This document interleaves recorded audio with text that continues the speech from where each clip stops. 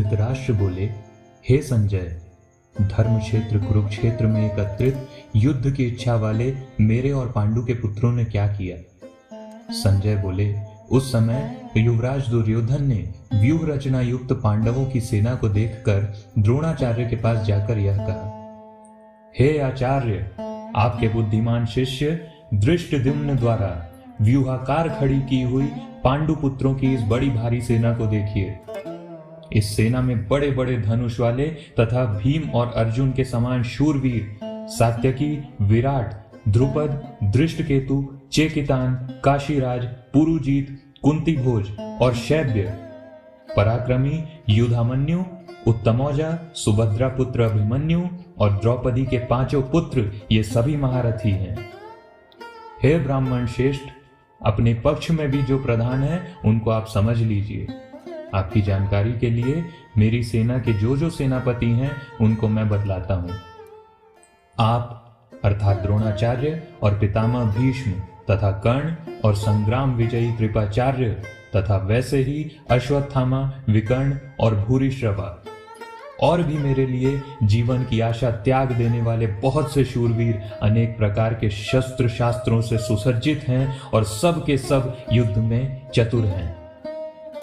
भीष्म पितामह द्वारा रक्षित हमारी यह सेना सब प्रकार से अजेय है और भीम द्वारा रक्षित इन लोगों की भी सेना युद्ध जीतने में सुगम है। इसलिए सब मोर्चों पर अपनी अपनी जगह स्थित रहते हुए आप लोग निसंदेह पितामह की सब ओर से रक्षा करें। कौरवों में बड़े प्रतापी वृद्ध पितामह भीष्म ने दुर्योधन के हृदय में हर्ष उत्पन्न करते हुए उच्च स्वर से सिंह की दहाड़ के समान गरज कर शंख बजाया। इसके पश्चात शंख, नगाड़े, ढोल, मृदंग और नरसिंह आदि बजे एक साथ ही बज उठे और उनका वह शब्द बड़ा भयंकर हुआ।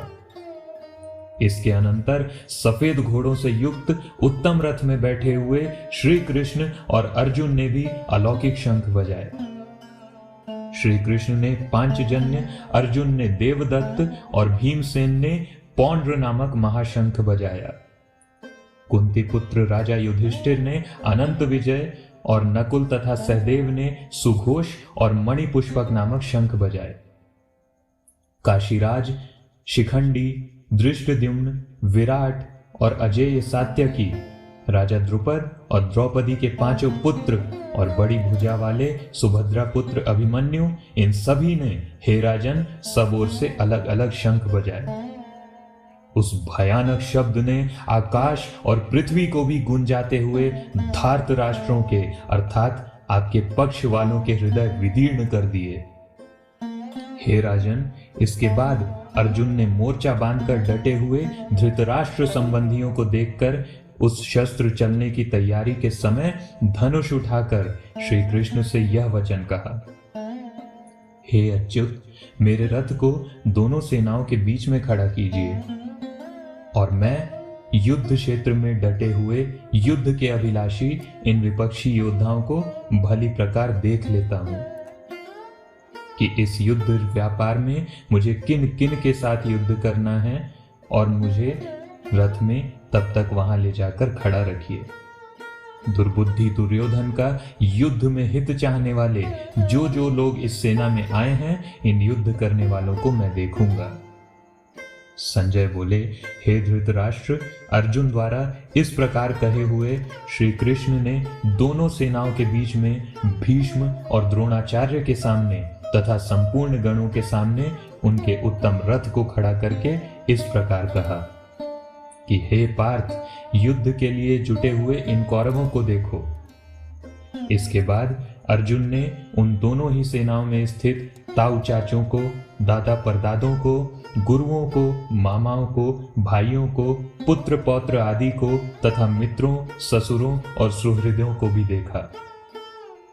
अनुपस्थित संपूर्ण बंधुओं को देखकर वे कुंती पुत्र अर्जुन अत्यंत करुणा से युक्त होकर शोक करते हुए यह वचन बोलने लगे।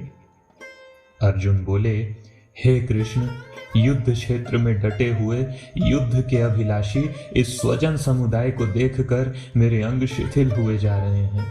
और मुख सूखा जा रहा है। मेरे शरीर में कंप एवं रोमांच हो रहा है। मेरे हाथ से गांडीव धनुष गिर रहा है और त्वचा भी बहुत जल रही है। कृष्ण, मेरा मन भ्रमित सा हो रहा है, इसलिए मैं खड़े रहने को भी समर्थ नहीं हूं। हे केशव, मैं लक्षणों को भी विपरीत ही देख रहा हूं तथा युद्ध में स्वजन समुदाय को मारकर कल्याण भी नहीं देखता। हे कृष्ण, मैं न तो विजय चाहता हूं और न राज्य तथा सुखों को ही। हे गोविंद, हमें ऐसे राज्य का क्या प्रयोजन है अथवा ऐसे भोगों से और जीवन से भी क्या लाभ है जिनके लिए इन्हें मारना पड़े।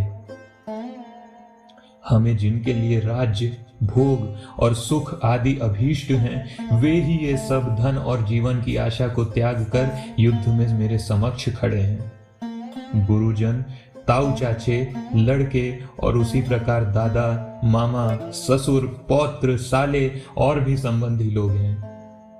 हे मधुसूदन, मुझे मारने पर भी अथवा तीनों लोकों के राज्य के लिए भी मैं इन सब को मारना ही नहीं चाहता, फिर पृथ्वी के लिए तो कहना ही क्या।